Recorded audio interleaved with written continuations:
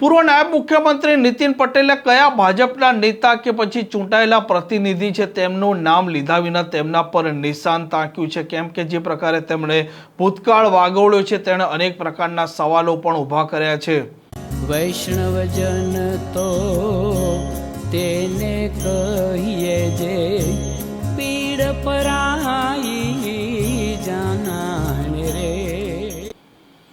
નમસ્કાર, આપ જોઈ રહ્યા છો નવજીવન ન્યૂઝ અને હું છું આપની સાથે તોફિક ગાંચી. પૂર્વ નાયબ મુખ્યમંત્રી નીતિન પટેલ અવારનવાર એવા નિવેદનો આપતા હોય છે કે જે નિવેદનોની મીડિયામાં પણ સતત ચર્ચા થતી હોય છે અને મીડિયાની હેડલાઇન પણ બનતા હોય છે. અને પૂર્વ નાયબ મુખ્યમંત્રી નીતિન પટેલ છે તે ભારતીય જનતા પાર્ટીમાં એક લાંબા સમયથી છે અને સરકારનો પણ તે એક લાંબો સમય હિસ્સો રહ્યા અને તેમની જે પ્રકારના નિવેદનની વાક્ય છટ્ટા હોય છે તેમાં તે ઘણું બધું કહી દેતા હોય છે અને તેમના વિરોધીઓના નામ લીધા તે વરસતા હોય છે. અને આ વખતે તેમણે કોંગ્રેસ છે તેના પર ચોક્કસપણે પ્રહાર કર્યા, પરંતુ ભારતીય જનતા પાર્ટીના આ ચૂંટાયેલા પ્રતિનિધિઓ છે તેમણે શીખ આપી છે અને તેમણે ભૂતકાળમાં જે પ્રકારે દંડાઓ પોલીસના ખાધેલા છે તે યાદો પણ વાગોળી છે. અને ભાજપના આ ચૂંટાયેલા પ્રતિનિધિઓને પણ તેમણે કહ્યું છે કે તૈયાર ભાણે તમે બેસી રહ્યા છો, પરંતુ લોકોના પ્રશ્નો છે તેનું ચોક્કસપણે નિરાકરણ લાવજો. પરંતુ આ નીતિન પટેલના નિવેદનમાં બિટવીન ધ લાઇન તેમના જે વિરોધીઓ છે તેમના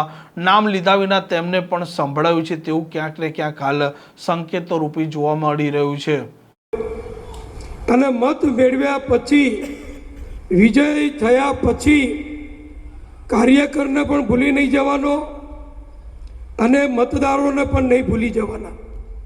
બધાને સતત યાદ રખાવવાનું કામ એ આપણા પક્ષ દ્વારા કરવામાં આવે છે. અને પક્ષની રચના જેવી છે સંગઠનની કે તબક્કાવાર તમે ઈચ્છો કે ના ઈચ્છો તમારે એમના કામમાં જોડાવવું પડે. આ ચૂંટણી પહેલાં મને ખબર છે અહીં બેઠેલા બધા સામે બેઠેલા બધા કે એટલા બધા કાર્યક્રમ આવે છે, એટલો બધો પ્રવાસ કરવો પડે છે કે અમે તો થાકી ગયા, વારે વારે આ શું કરવાનું, બધા આવું કહેતા હતા. કોઈ બાકાત નથી અહીંયાથી. પણ એ કેમ કે કાર્યકરને સક્રિય રાખવાનું કામ એ પક્ષની એક જવાબદારી છે. આપણે ઘેર મોટરસાઇકલ હોય, મોટર હોય, નાનો પરિવાર હોય, ઓછું ફરતા હોઈએ તો એ આપણી મોટર જો ઘર આંગણે પડી રહી હોય કે મોટરસાઇકલ ઘર આંગણે પડી રહ્યું હોય બહુ વપરાતું ના હોય તો પડી એની બેટરી ઉતરી જાય, ડિસ્ચાર્જ થઈ જાય. એટલે જરૂર ના હોય તો એ અઠવાડિયે એકવાર તો મોટરસાઇકલને કિક મારવી પડે, સ્ટાર્ટર બરાબર એને એક્સિલેટર આપવું પડે અને ધૂમ ધૂમ કરી આખા મોહલ્લામાં સોસાયટીમાં બધાને ખબર પડે કે આ પડી રહેલી મોટરસાઇકલને આ ચાર્જ કરી રહ્યા છે. એવી રીતે મોટરનું પણ છે. બધાને મોટર રોજ ના વપરાય. હવે તો બધાના ઘેર લગભગ 80% મધ્યમ વર્ગ પરિવારના ઘેર નાની મોટી મોટરો છે. એટલે બધા મોટર તો લાવે, પણ બહાર ના જવાનું હોય, પ્રવાસ ના કરવાનો હોય તો અઠવાડિયે એકવાર રવિવારે ચલો કે ભગવાનના દર્શન કરી આવીએ, માતાજીના દર્શન કરી આવીએ, એમ કન સહપરિવાર એ મોટર લઈને પરિવાર નીકળે. ભગવાનના માતાજીના દર્શને થાય અને પેલી પડી રહેલી મોટર હોય ને એની બેટરીએ ચાર્જ થઈ જાય. એટલે કાર્યકરોને પણ ચાર્જ રાખવા પડે. ચૂંટણી આવે અને તમને કે મને કોઈ બીને કામ સોંપાય તો આપણી બેટરી કદાચ થોડી ઓછી વપરાઈ હોય તો બરાબર જરૂરિયાતના સમયે એ કામ ના કરે.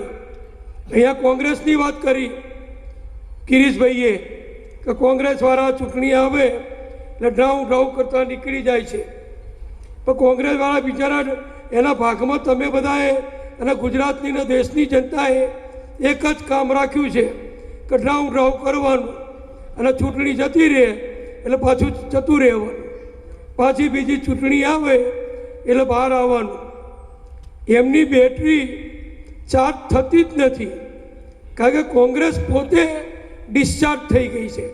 કોંગ્રેસની બેટરીમાં પેલું ડિસ્ટિલ વોટર નાખીએ ને આપણે મોટરની બેટરીમાં, એ કોઈ ડિસ્ટિલ વોટરે નથી નાખતું, નાખનાર જ નથી. પેલો રાહુલ ગાંધી એને પોતાની બેટરીમાં કોક ડિસ્ટિલ વોટર નાખે તો ચાલે છે, બાકી એ બેટરી એ ડાઉન છે. તો વળી સારી છે એની બેન કે થોડા ટાઈમે રાહુલની બેટરીમાં પાણી નાખી આવે છે કે ભાઈ ચલાવો ગાડી, નહીંતર આપણે બધા ખોવાઈ જઈશું. આ એક કોંગ્રેસની આજની હાલત છે. ભાજપ કેમ સક્રિય છે આજનો નથી, સમજી લેજો. પહેલેથી છે, જનસંઘના સમયથી.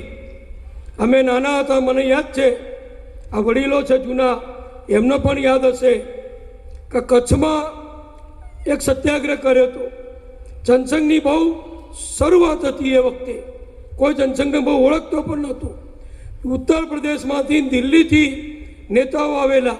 આમ નીતિન પટેલ અવારનવાર છે તે જાહેરમાં બોલતા હોય છે, તેમના વિરોધીઓ પર જાહેરમાં તે વરસતા હોય છે, પરંતુ એક લાંબા સમયથી ભારતીય જનતા પાર્ટીના કડીના સંગઠનમાં પણ નીતિન પટેલ છે તેમના અન્ય નેતાઓ સાથેના વિવાદો છે તે પણ કોઈનાથી છુપાયેલા રહ્યા નથી અને માનવામાં તે પણ આવી રહ્યું છે કે આ નિવેદનમાં તેમણે તેમના જે વિરોધીઓ છે, જે તેમની પાર્ટીના છે, તેમને પણ ક્યાંક ને ક્યાંક સંભળાયું છે. આ પ્રકારના સમાચાર માટે નવજીવન ન્યૂઝના ચેનલ સાથે જોડાયેલા રહો. નમસ્કાર.